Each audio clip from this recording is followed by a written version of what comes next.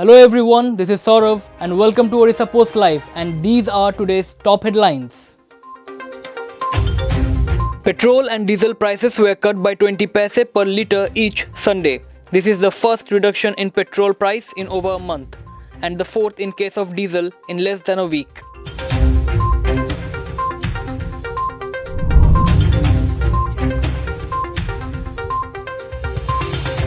Sri Mandir in Puri will open Monday onwards for all devotees after remaining closed for over 3 months. Devotees lining up for darshan will have to carry either final vaccination certificate or negative RT-PCR reports.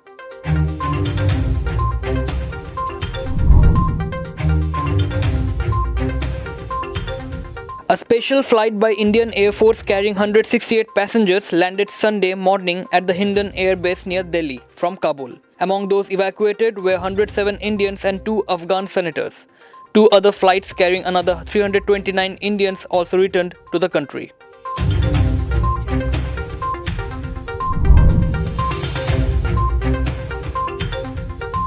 Odisha Governor Ganeshi Lal and Chief Minister Naveen Patnaik took to their Twitter handles to wish the people of the state on the occasion of Rakhi Purnima.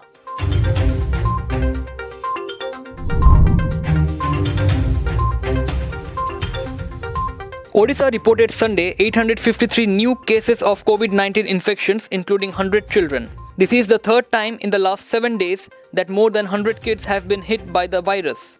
69 fresh fatalities took the state's death toll to 7,358.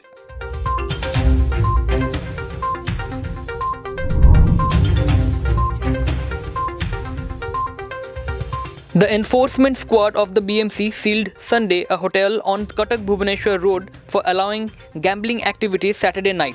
13 persons have been detained in this connection.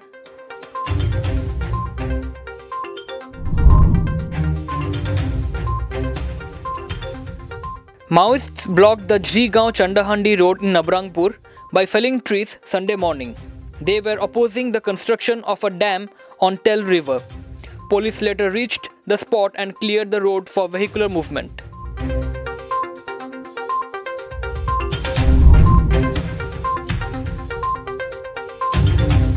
Nandankanan Zoo welcomed Saturday a new guest as a hippopotamus gave birth to a calf.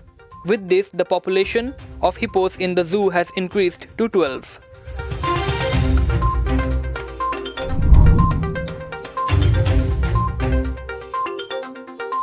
Seven persons were killed Sunday at the Kabul airport when a stampede occurred in a mad rush to flee the city after Taliban takeover, British military sources said.